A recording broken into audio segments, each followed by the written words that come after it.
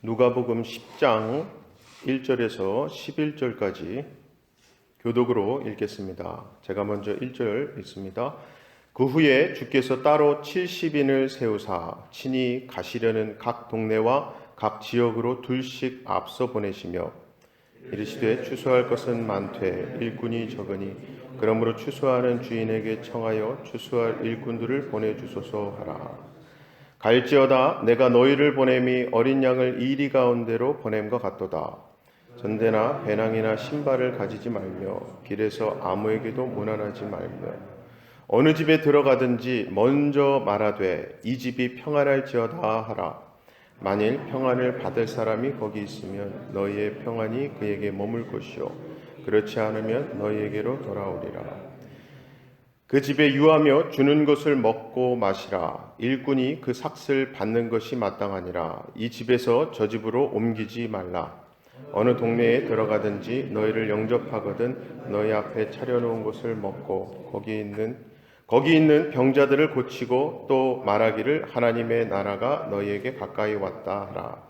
어느 동네에 들어가든지 너희를 영접하지 아니하거든 그 거리로 나와서 말하되 다같이 너희 동네에서 우리 발에 묻은 먼지도 너희에게 떨어버리노라. 그러나 하나님의 나라가 가까이 온 줄을 알라 하라. 아멘. 오늘 본문 말씀은 예수님께서 70인의 전도자를 파송하는 내용이 나옵니다. 이 내용은 겉으로만 보면 예수님께서 70인의 전도자를 파송하셔서 하나님 나라 복음을 전파하게 하셨다는 것으로 이해할 수도 있습니다. 따라서 우리도 전도에 대한 예수님의 뜻을 따라 열심히 복음을 전하자는 결론을 내기도 하죠. 하지만 사실 이 말씀이 단순히 전도에 대한 가르침을 주기 위한 내용만이 아니라는 것은 본문 말씀을 조금만 주의 깊게 읽어보면 금방 알 수 있어요. 그뿐 아니라 2절 말씀도 보시면 이르시되 추수할 것은 많되 일꾼이 적으니 그러므로 추수하는 주인에게 청하여 추수할 일꾼들을 보내주소서 하라. 이 말씀에서 추수라고 하는 것은 보통 전도해서 사람을 교회로 인도하는 것으로 이해하곤 하고요. 추수할 일꾼을 그래서 전도의 열심인 신자로 이해하곤 하죠. 그래서 이 말씀을 놓고 단순히 예수님께서 전도를 가르치신 것으로 이해하더라는 겁니다. 하지만 사실 여기서 예수님이 말씀하신 추수의 의미는요, 그와 전혀 다릅니다. 보통은 추수라고 하면은 곡식을 거두는 의미로만 생각하고 이 말씀에서 그래서 전도해서 사람을 교회로 모으는 뜻으로 이해하지만 사실 추수의 진정한 의미는요, 알곡과 가라지를 구분하는 것이 가장 중요합니다. 알곡은 모으고 가라지는 버리는 작업, 그게 바로 예수님이 말씀하시는 추수지요. 따라서 추수하는 일꾼에게 있어서 필요한 것은 알곡과 가라지를 구별할 수 있는 지혜입니다. 그리고 그 지혜는 십자가입니다. 왜냐하면 알곡과 가라지는 십자가를 기준으로 해서 구별되기 때문입니다. 그러므로 십자가를 안다면 자연히 알곡이 무엇이고 가라지가 무엇인가를 알게 되고요. 그래서 추수는 결국 우리 힘으로 할 수 있는 것이 아니라 주님께서 자기 백성에게 십자가를 알게 하셔서 추수하는 일꾼으로 사용해 주셔야 하는 것이구나. 그래야 가능한 것이구나를 알게 되는 거죠. 본문 1절에 보면 예수님께서 70인을 각 동네와 각 지역으로 둘씩 앞서 보내십니다. 여기서 앞서 보내셨다라고 하는 것은 예수님의 십자가 죽음에 앞서 70인을 보내셨다는 것으로 이해할 수 있는데요. 그럼 왜 굳이 둘씩 보내셨는가? 이것은 전도할 때는 2명씩 짝을 지어 하는 것이 효과적이라는 어떤 전도의 방법을 제시한 것이라기보다는 두 사람의 증언을 인정하는 유대인들의 관습 때문으로 볼 수 있어요. 신명기 19장 15절에 보면 사람의 모든 악에 관하여 또한 모든 죄에 관하여는 한 증인으로만 정할 것이 아니요 두 증인의 입으로나 또는 세 증인의 입으로 그 사건을 확정할 것이며 말씀하지요. 즉 죄에 대한 증인을 증인 한 명이 아니라 두 증인이나 세 증인으로 확정하라는 것인데, 그 이유는 만약에 한 명이, 그 한 증인이 자기가 증언을 해야 하는 대상에 대해서 악한 감정을 가지고 있을 경우에는 그가 바른 증언을 할 수 없기 때문입니다.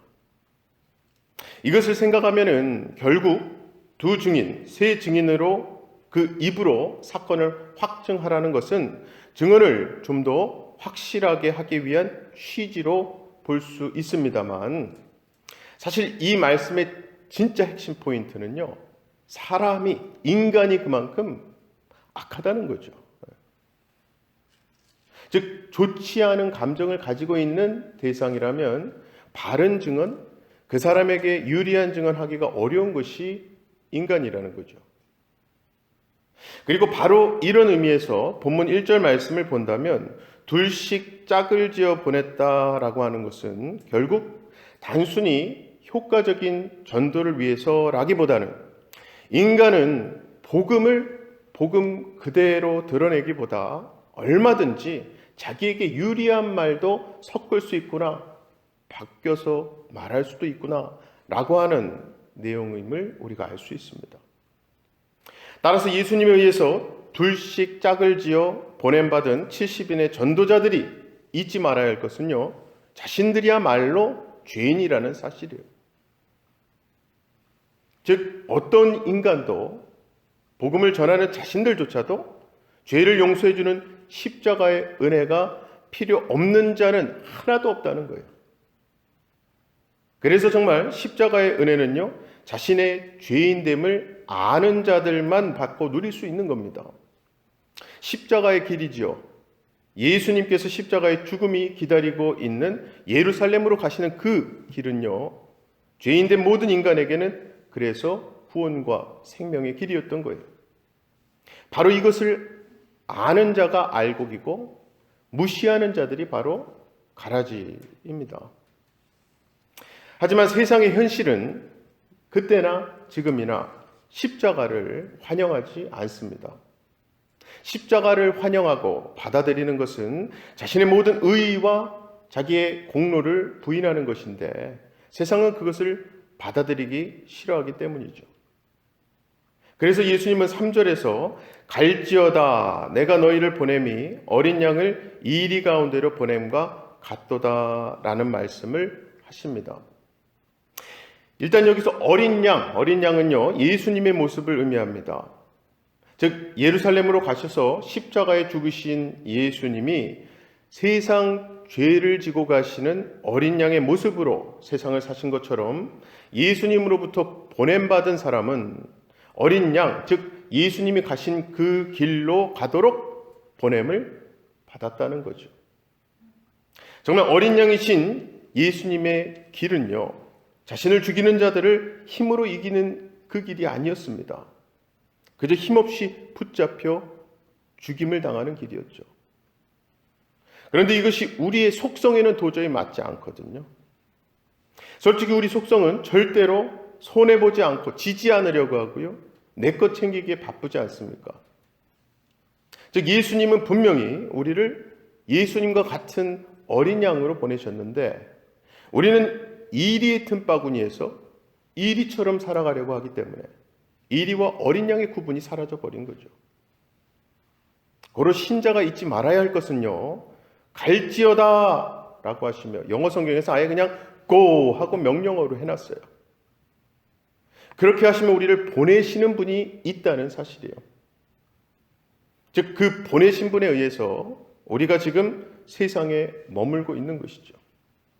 그리고 그분이 우리를 보내실 때는 어린 양이라는 분명한 성격을 부여하시고 보내신 거예요. 그러므로 신자는 자기 인생을 살기 위해서 세상에 존재하는 것이 아니라 어린 양의 모습으로 존재함으로써 예수님의 추수를 위한 일꾼으로 존재한다는 사실을 꼭 기억해야 합니다.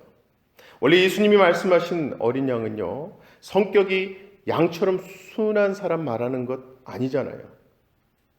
예수님께서 어린 양의 길을 가신 것은요, 죄의 값인 저주의 길을 그 길에 순종하신 것을 뜻합니다. 그러므로 예수를 믿는 신자가 어린 양의 길로 가기 위해서는 당연히 자신이야말로 저주받아 마땅하다는 것을 알아야겠죠. 이것이 또 알곡과 가라지로 구분되는 기준점이라고 할 수 있는 거예요.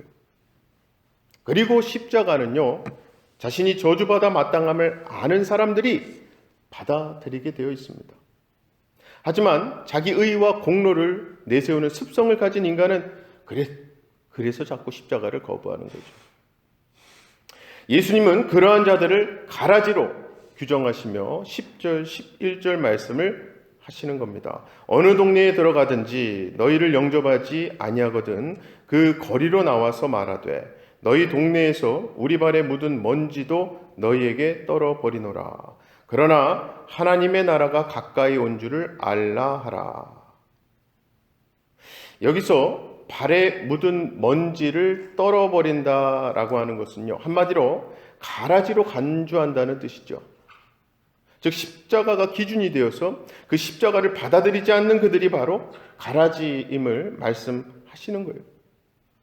자, 예수님은 지금 70인을 2명씩 보내시며 몇 가지 이제 지침을 말씀하시는데 그 중 하나가 여행에 필요한 것을 준비하지 말라는 것이었죠. 4절입니다. 전대나 배낭이나 신발을 가지지 말며 길에서 아무에게도 문안하지 말며 말씀합니다. 이 말씀에 나오는 전대, 배낭, 신발은요, 여행에 필요한 것들이죠. 그런데 그것을 가지지 말라라고 하는 것은 이번에 70인이 보냄을 받은 것이 그들 개인의 즐거움이나 편안함을 위해서가 아님을 의미하는 거예요.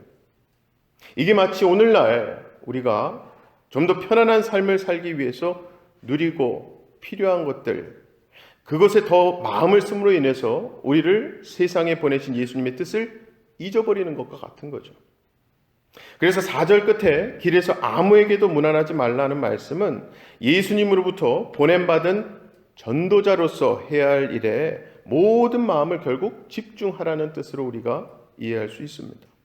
또 전대나 배낭, 신발을 가지지 말라라고 하는 것은 전도자에게 먹고 입는 것이 필요하다면 하나님이 해결해 주신다는 의미도 있죠. 그래서 같은 맥락에서 7절 말씀도 보시면 그 집에 유하며 주는 것을 먹고 마시라. 일꾼이 그 삭을 받는 것이 마땅하니라. 이 집에서 저 집으로 옮기지 말라. 여기서 일꾼이 그 삭을 받는 것이 마땅하다라고 하는 것은 흔히 이해하는 목회자가 교회로부터 생활비를 받는 것이 당연하다는 의미가 아니라 전도자, 즉 보냄받은 신자의 삶을 하나님이 책임지신다는 의미로 보는 것이 맞는 것 같아요. 자, 그래서 지금까지의 말씀을 생각해 보자면 보냄받은 70인은 결국 목사나 선교사와 같은 특정 사람을 의미하는 것이 아니라 전도자로서 세상에 보냄받은 모든 신자를 뜻하고 있음을 알 수 있습니다. 그러고 보면 그저 예수 믿고 천국 가면 된다고 생각하거나 믿음을 그저 복받기 위한 것으로 생각하는 것이야말로 전도자라는 이 신자의 본분, 사명에서 벗어난 것일 수 있어요. 사명자로서 너무나도 소극적인 혹은 게으른 것일 수 있는 거죠. 요즘 특히 많은 분들이 잘못 생각하고 있는 것이 있습니다. 그것은 이 땅에서의 삶을 천국을 향해 간다고 생각하고 복받기 위해 내가 믿는다라고 생각하더라는 거예요. 그런데 사실 신자는 천국을 향해 가는 것이 아니라 천국을 살아가는 사람들이죠. 복을 받기 위해 사는 것이 아니라 이미 복의 세계에 들어와 있는, 속해 있는 사람들이죠. 바로 이것이 전도자의 자세지요. 이러한 자세로 사는 것이 십자가를 증거하는 길이 되는 겁니다. 오늘 말씀 제목으로 저는 전도자로서의 삶이라고 지었는데요. 예수님이 나를 세상으로 보내셨다는 것을 아는 자로서 자기가 살고자 하는 인생보다는 자신을 보내신 예수님의 뜻에 초점을 맞추는 삶이 되는 거죠. 아무쪼록 예수님의 그 뜻이죠. 십자가를 증거하는 삶을 오늘도 살아내심으로 이리의 세계, 늑대의 세계에서 어린 양의 길을 가시는 저와 여러분 다 되시기를 주님의 이름으로 간절히 축원합니다. 시간 두 가지 기도 제목 놓고 기도하실 때에 오늘도 우리가 주님을 내 삶 가운데 모심으로 천국을 살아가는 삶, 그리고 그 예수님 사랑 증거하는 삶 살게 해달라고 기도하십시다. 두 번째 기도 제목은요, 티투아의 교육부 위해서 기도 부탁드립니다. 요즘 알게 모르게 그 학생들 포함해서 그 가정이 코로나에 걸려서 고생을 하는 분들이 계시더라고요. 그래서 우리 아이들 가진 가족분들의 건강을 위해, 그리고 우리 에스더 목사님, 박주찬 전사님, 이재선 전사님, 그리고 담당 장로님이신 손혜자 장로님, 전승희 장로님, 또 우리 교사 선생님들 위해서 기도 부탁드립니다. 함께 기도하겠습니다. 사랑의 아버지 하나님, 참 감사합니다. 비록 날씨로 인해서 우리가 이곳 성전에서 새벽 예배를 며칠 드리지 못했지만 하나님 은혜 가운데 주일을 앞두고 이렇게 성전에 모여 예배하고 기도하게 하시니 참 감사합니다.